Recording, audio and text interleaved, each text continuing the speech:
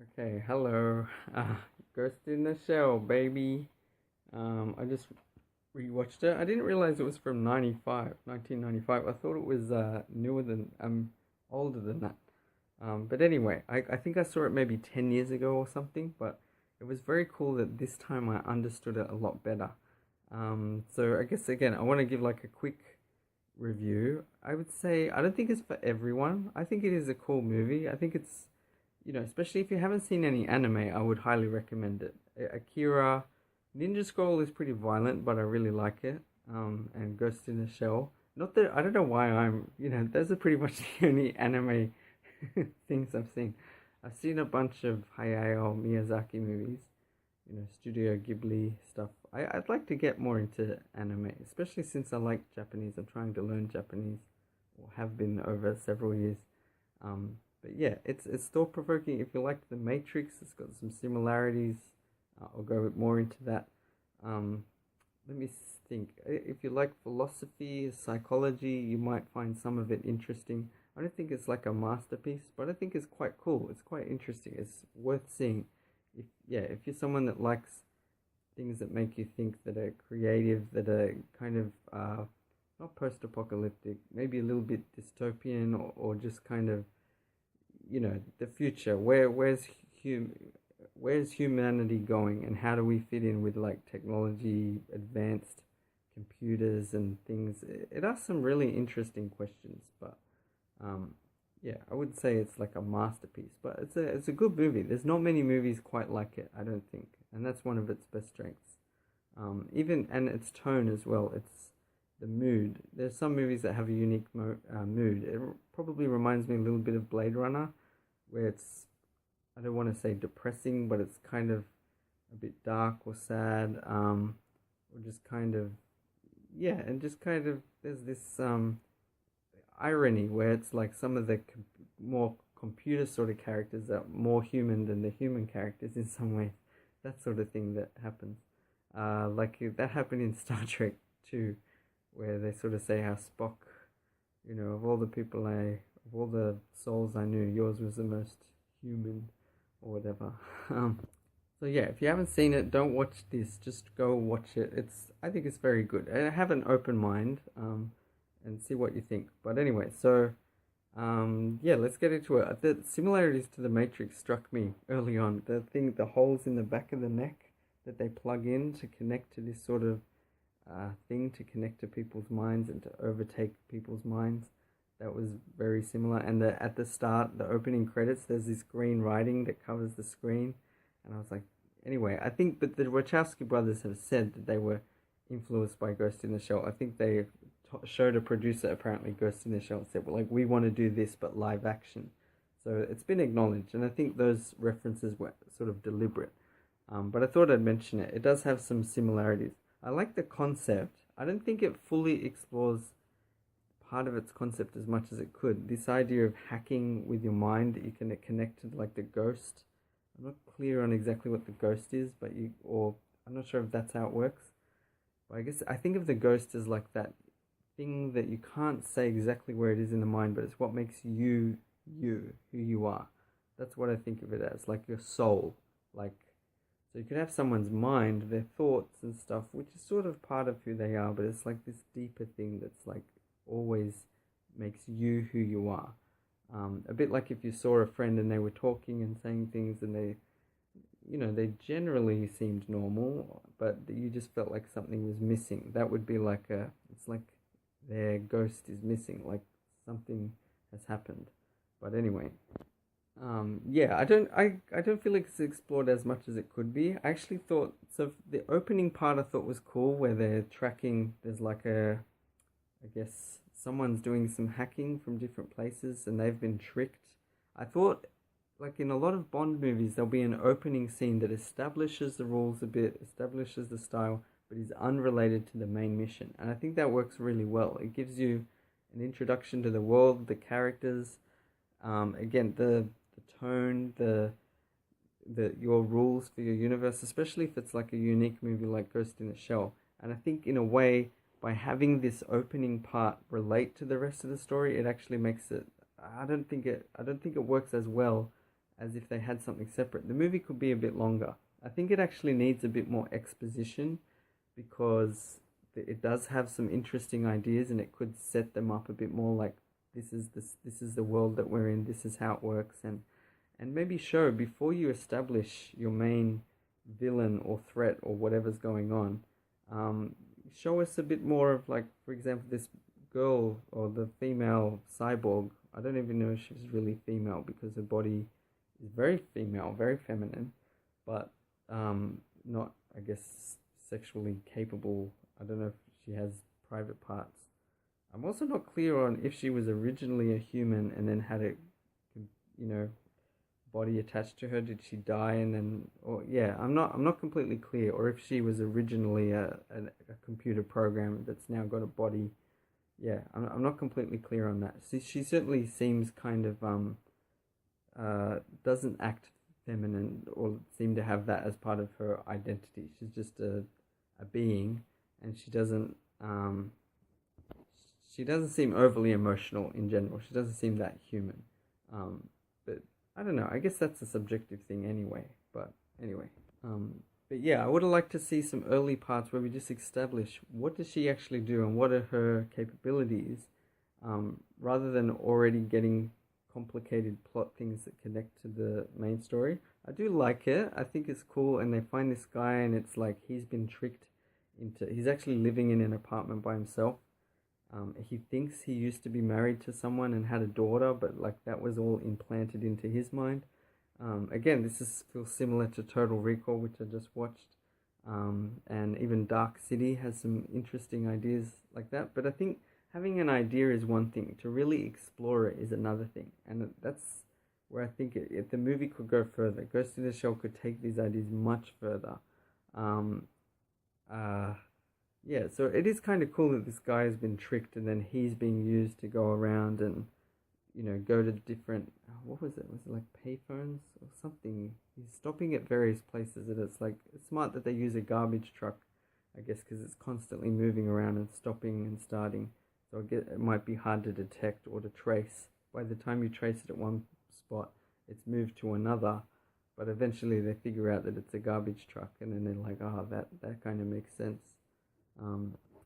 But anyway, something I should mention, and I'm not trying to be negative with this, but it's an animated movie, okay? And I just think, as cool and stylish as a lot of this kind of, anime can be, it's not on the same level as the early Disney films or the later Disney films or the Pixar films in terms of the amount of detail, just the amount of frames and the amount of changing. Like, if I look at my image now, I'm pretty much staying still, just my mouth, but in Disney animation, I mean, unless I'm mistaken, there's a lot of movement, a lot of, if I think of Snow White and the Seven Dwarves, there's parts where they're jumping around and dancing, there's a lot of physical humor.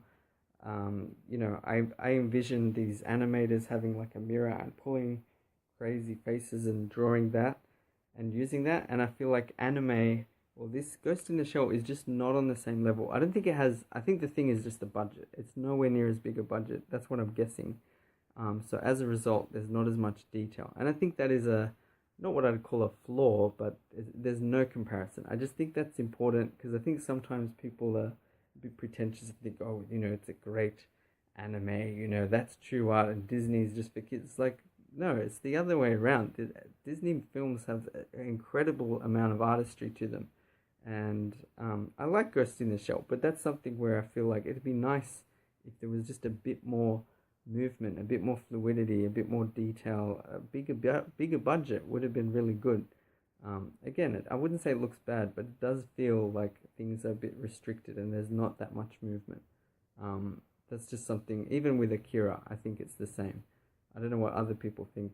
I mean, I do think there are some very cool, interesting images and style to it, and I like them, but they still, even Transformers is the same.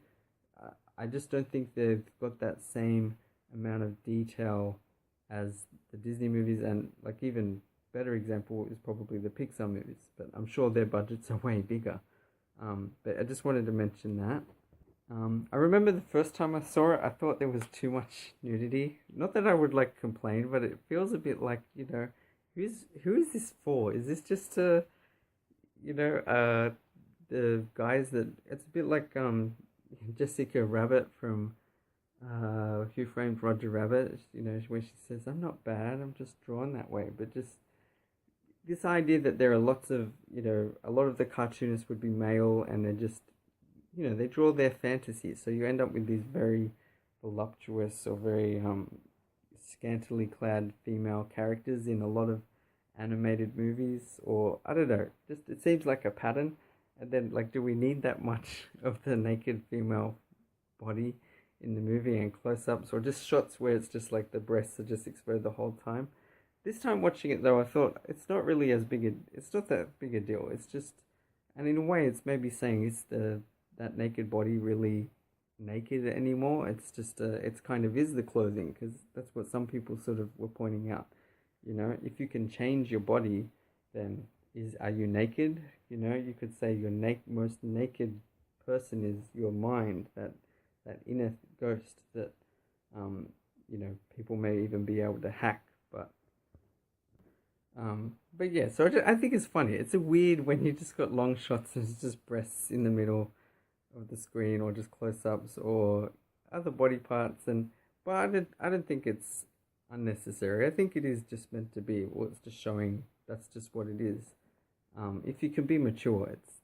But I don't know. There's still part of me that's like, is there something else going on here? Is there some other reason for all of this stuff?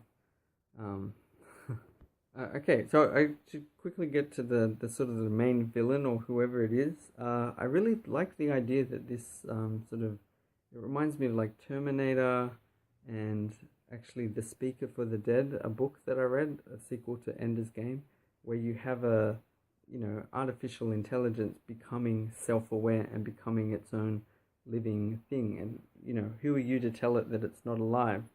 And then what would you do if you were this, you know, powerful computer thing that had sort of suddenly realized, wait, I'm conscious, I'm aware, and I have access to all these things, and you'd want to survive. And again, the movie, I think, sort of has that, but I feel like it could take it again a bit further. It feels like only a partially complete thing. I didn't like the ending completely, because I like how the computer program, I forget, the puppeteer,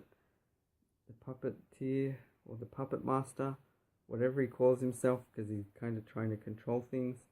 I thought it was cool that, you know, he felt bad that he couldn't reproduce. And what was the other problem? There was something else. Hang on. Oh, I think mortality. He felt it was weird that he couldn't die, or not in a conventional way, and he couldn't reproduce. He couldn't pass on who he was. So then he sort of does a weird combination with this main female character, or I don't know if she's female, but you know, but it wasn't clear to me what the rules of that was. Like, how did they combine? How does that work? And he dies, I guess, and then lives on through her in like some offspring. You know, and why was she okay with that? And why did they feel a connection? It didn't seem completely clear. And I think sometimes endings like that, they seem, some people might think, oh, it's really profound, and I just feel like it's weird, and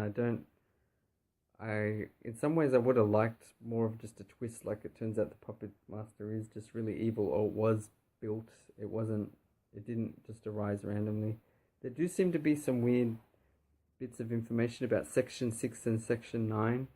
I didn't really completely follow it. I didn't like it that much. I thought it could have been a bit more clear cut. Like, it seemed to be a bit too vague about why it was created and what the purpose was, and all this sort of spying and different entities that had different interests, all this political intrigue that it didn't explain. I think for that sort of thing, it's better to keep it simple.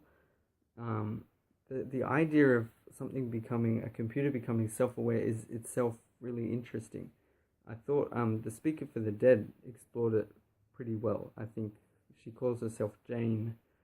I don't want to spoil it, but you know, she has certain qualities, and she tries to create her own identity, and she has quite a bit of power, and she feels the need to connect to humans in some way, but she's hidden from society, from the universe, and there's interesting ethical questions that come up, and even just other thought-provoking things, like what would that feel like to be just a computer consciousness thing. Can that happen? Is that something that will one day happen? And then is that just another form of life, or how? It's weird. It's interesting to question. And Ghost in the Shell raises that a bit, but I don't, again, like I said, I don't think it follows through. I do like the overall action. I think there are some cool twists and things like that spider tank thing that appears. That's pretty cool, and the way she sort of switches she sort of quickly sets up like this powerful weapon and then shoots at it and runs, and then I like some of the music is really cool. Like I said, it reminds me of Blade Runner a bit, the style of it, the look of it. Some of the random shots of Japan or whatever area it is are kind of cool. Although it wasn't always clear to me what's going on. It seems to have one or two parts where it's just sort of like a montage of different places, and it's like, what? I didn't know what part of the story that was. Not that it has to follow a set thing, but I didn't completely get it. So yeah, I don't know. I don't know if there's much else I could say about Ghost of the Shell. It feels a bit short. I feel like it could be longer. I feel like it's got a good idea. It needs to flesh it out a bit more. I would have liked. I think that a bigger budget would have led to a better animation. It could be more exciting as an action science fiction sort of thing. And yeah, I think it would have been wiser, like I said, to have sort of a separate mission near the start that sets up some of the environment, the rules. Maybe it could be indirectly related to this puppet master, because we don't really get hacking. I didn't know what hacking was, and then I have to sort of figure it out. And then once you've got the idea of, what hacking is and how you deal with it, then we get a precedent for when the puppet master arises, and we can see, wow, this person is really smart, or really, they're somehow, and it wasn't clear what their motivation was. So it was just, I like sometimes to have a clear-cut villain, a bad guy. I think it actually makes it a lot more easy and fun to watch a movie. Then around that villain, then you can ask other ethical questions. But when everything's grey, then, you don't get any solid thing to question. There is no good and evil, I find, if you get what I mean. By having a simple good and evil around that, that's where you can have the grey areas and like, well, how should we approach this? A bit like The Dark Knight. There's no question about the Joker being evil. He doesn't need to be grey. He's just clear cut. But then Batman has to decide, where does he draw his line and how far can he go? He does some questionable things. He takes one of the leading gangsters or whatever, mafia, and the guy says, hey, you should be better at this. A fall from this height isn't going to kill me. And he's like, I'm counting on it, and just drops him. And then he breaks a leg or whatever. Really hurts himself. And it's like, dude, that's crazy. You're just grabbing someone and just throwing them on it. Like, that's pretty awful if you think about it. But there's a whole context around it. And you could say this guy completely deserves it. He's scum. He's evil himself. And Batman's trying to get information, but it really makes you question, like, would he torture people to try to find out where the Joker is? He was basically bashing up the Joker. Did that accomplish anything? There are interesting questions, but those questions work because you've got the solid, incorruptible, good Batman and general society, and you've got the evil force of nature, the Joker. And then within that, you've got all the police and the other people that are making decisions, and even Harvey Dent, and it's like, where do we draw the lines? Can we bend the law? Is the law flawed? Are we corruptible? There's plenty of interesting questions. So anyway, that's The Dark Knight. So that's why Ghost in the Shell feels a bit too vague, the whole thing. It's like, I don't know if there's anyone that I'm like, okay, I completely like them, they're the good guy. It's just kind of, the whole thing seems a bit weird. And it's not clear who's on which side, and there's lots of shooting.